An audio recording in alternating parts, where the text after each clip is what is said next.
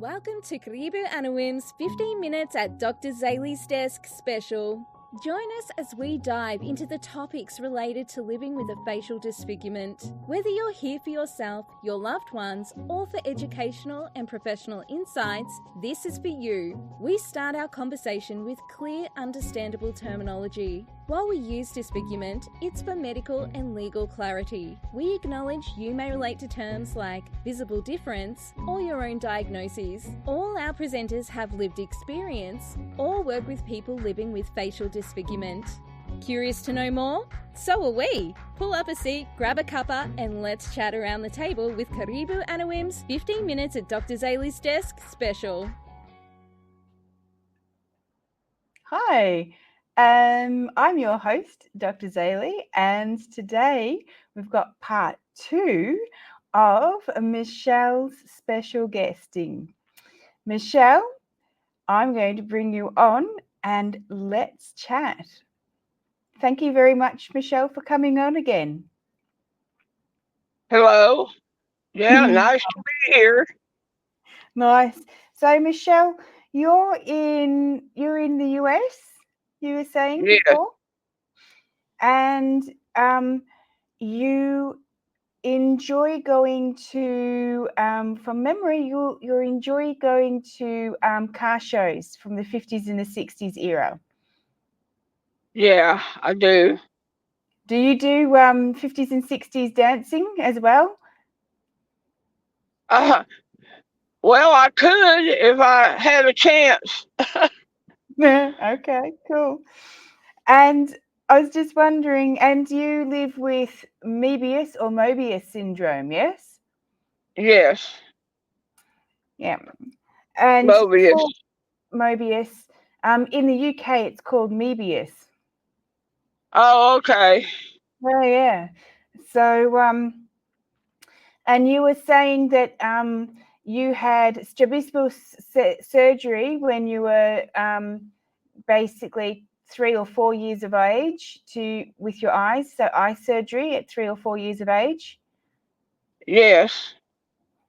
And you've got, for Möbius, people living with Möbius now, they can have some smile surgery, but you're not quite sure whether or not if you were younger, you were saying that you might look into it, but at this moment in time, you're not thinking about doing that.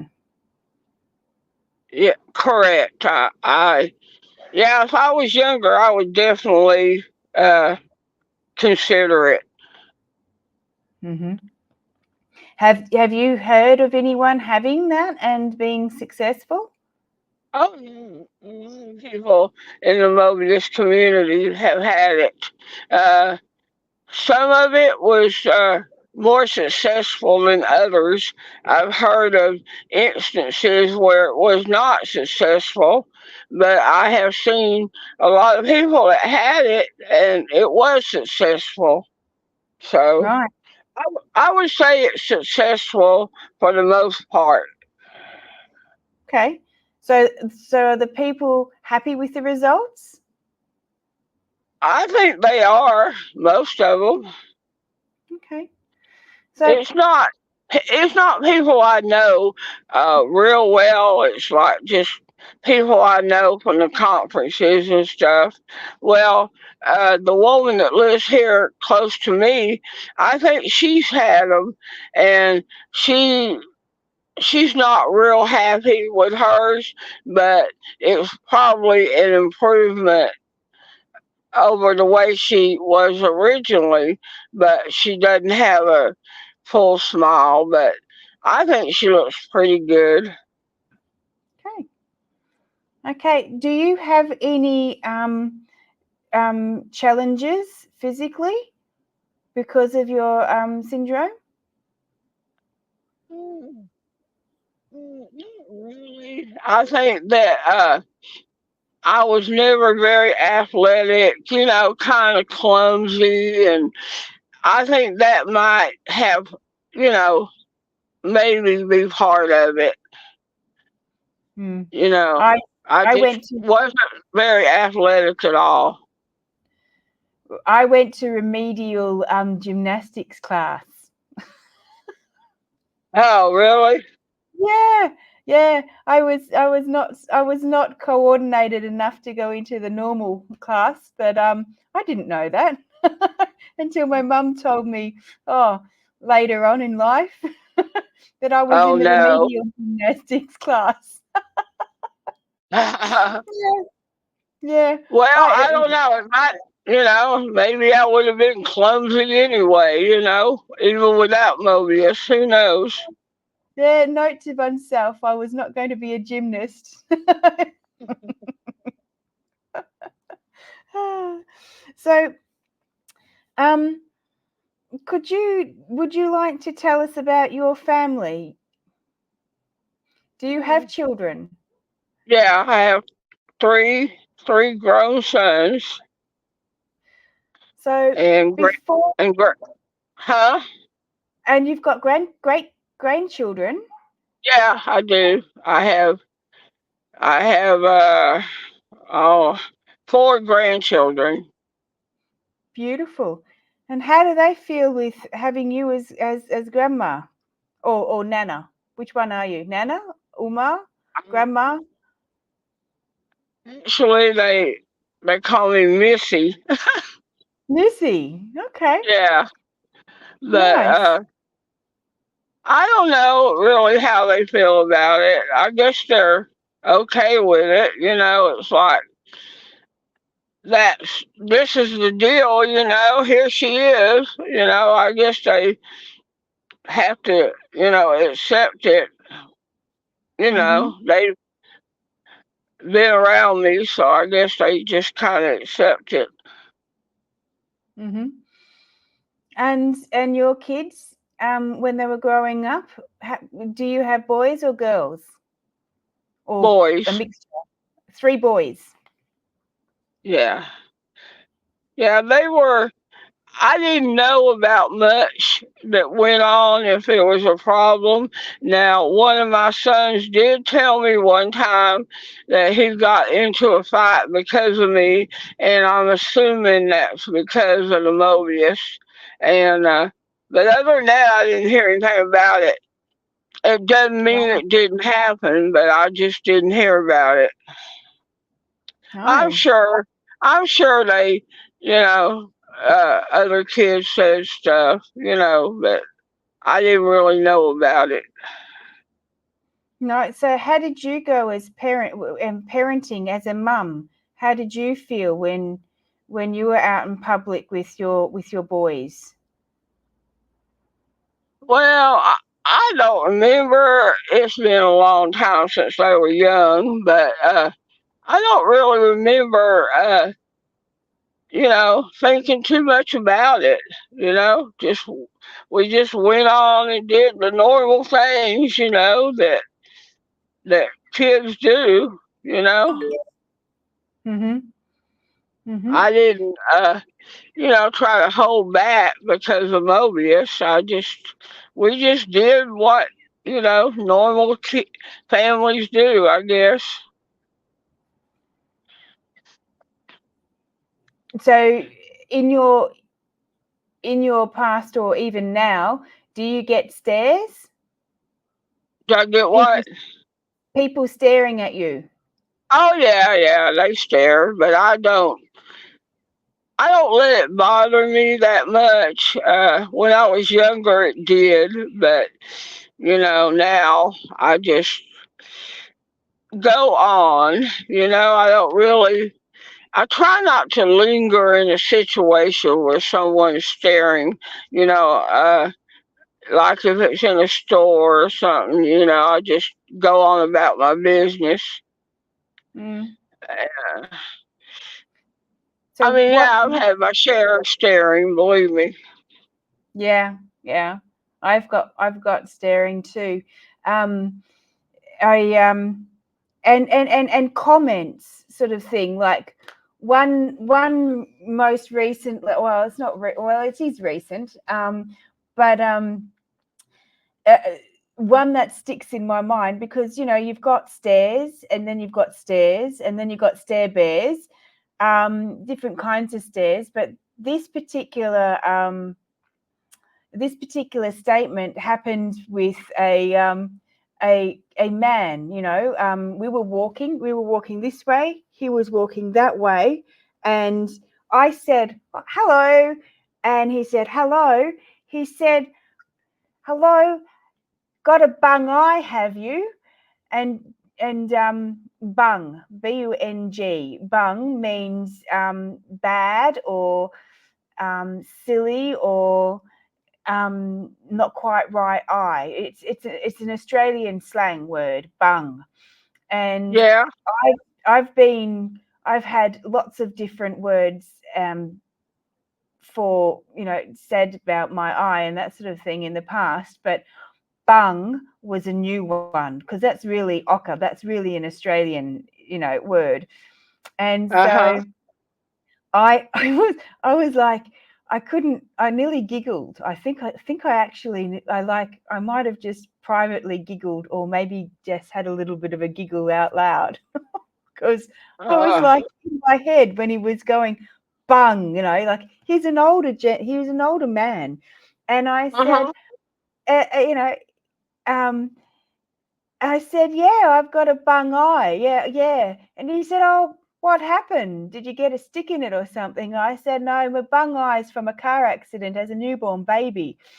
I experienced I experienced a traumatic episode when I was, you know, a traumatic thing happened to me when I was I was a newborn, you know, 10 days old. This happened to me. Oh, he said, oh, and I said, oh, and and next time I said it might be nice to actually ask, you know, what may I ask what happened to your eye instead of just saying you've got a bung eye kind of thing.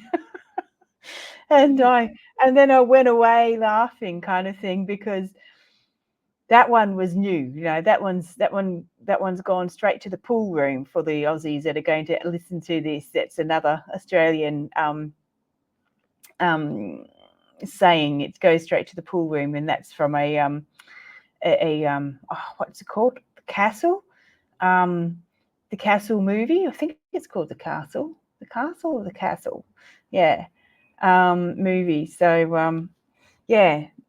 So besides you going and having lots of people staring at you and you choosing to do your own thing, you know, when you're at a shop, you were saying that if you got stare bears, if you people staring, that you choose to go around your own business. You don't loiter there. You don't give them too much time of your, you know, too much of your time. You just walk around them and do your own thing and get out of the shop. Yeah. yeah. Mm. Yeah. Did I don't have, people rarely have said anything. They'll look, but they usually don't say anything. I just try to go on. Mhm. Mhm. But, I have had people say stuff, but it's been a long time. Yeah. Yeah. Because When I guess I'm kind of in my own little bubble. I work with the same people all the time, so, they're used to seeing me, so they don't say anything. So Mhm. when I go out, like to a store or something, I just go on about my business. If they want Yeah, to look, they can look. they can. They can. Well, you were saying earlier before about the stairs that when you were younger, they affected you more. Would you like to extend upon how you felt when you were younger about when people stared at you? Oh yeah, when I was like in school or stuff, if a kid would say something, you know, it would really hurt my feelings and I would be very upset about it. And, I think, why me? Why do I have to look like this? Mm-hmm. And of course, at that time, I didn't know there was other people in the world with Möbius. I thought I was the only one. Mm. So I didn't know there was other people out there. And I think if I would have known that, it would have helped a lot. But at that time, I didn't know it. I just thought I was the only one. Mm. So now, with the internet and everything, the kids now know there's other people out there and they have more of a support system. So I think that's good. Yeah, this morning before we talked, um, the I run a support group for people living with with third nerve palsy, and we've got around, I don't know, 400 people living with third nerve palsy around the world at the moment, and one teenager, or maybe she's, I don't know whether or not she's a teenager or she's in her early 20s. So we'll just say late teens, early 20s, I think. Huh. And she, I think from memory, she was born with third nerve palsy, and until recently, she joined our group. And this morning, she was thanking the group for um, their support, or our support, and knowing that she's not alone anymore. So, and then I've just come up on my feed. She's like she's got a picture of herself. She's got makeup on, but she's got, she's not hiding the fact that she's got a ptosis. Her eye is fully shut, and she's written underneath, too blessed to be stressed. And so a lot of us have loved it, and now I'm talking about it. So Yeah, yeah, and she was like, oh my gosh, sort of thing, thank you very much for having this. And I get that a lot. There's lots of people these days that are coming up with, or living with third nerve palsy, that are coming out of the woodwork, whether or not that is, I've had an increase of people in the last year or so, after COVID and whatnot. So that's an interesting trend that I've witnessed so far. So thank you very much, because stairs and that are really difficult, especially, I don't know, in your younger days, yes, and getting older now, I just tell them how it is. And yeah, I've always educated people.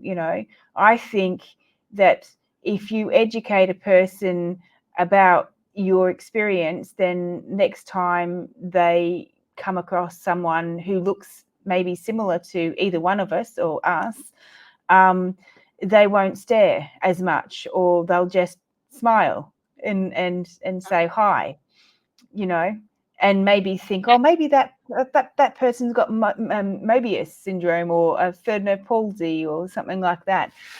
Mm. yeah. Educating is good, and I try to do that. Like on Facebook, and people. I not just people in the stores. I'm not gonna take my time to educate everybody, but if I really like people I went to school with, they now know what is going on with me. In Mhm. school, nobody knew. I didn't even know, you know, but now they know. They know what it's called. They know it's got a name. Mhm.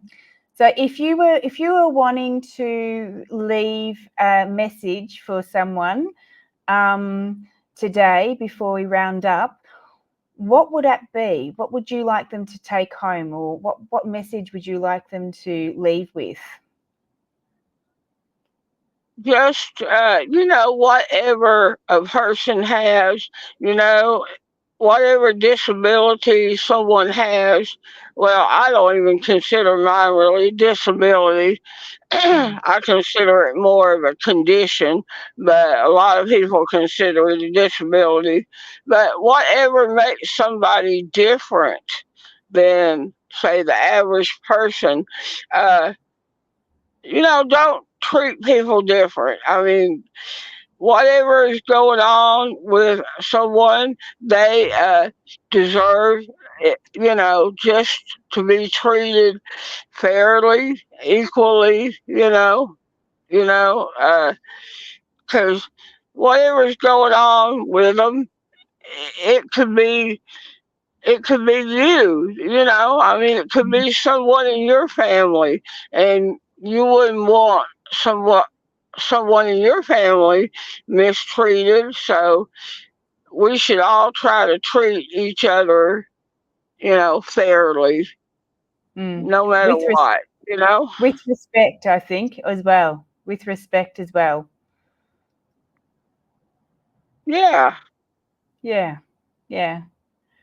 Well, thank you, Michele. Today we've talked about your three boys and a little bit about parenting and a little bit about staring, and we've talked about what did you find most challenging, and we've talked a little bit about smile surgery and how other people in the Möbius community have had smile surgery and some others haven't, and according to your understanding, it's more successful than not.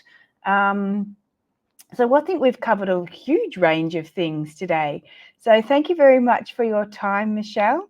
Is there any final last words before we head out? Just treat everybody the way you'd like to be treated, and I think, if everybody would do that, then the world would be a better place. I couldn't agree more. So with that, thank you very much for joining us today, and see you later. Thank you very much, Michele. Thank you. Bye. Bye.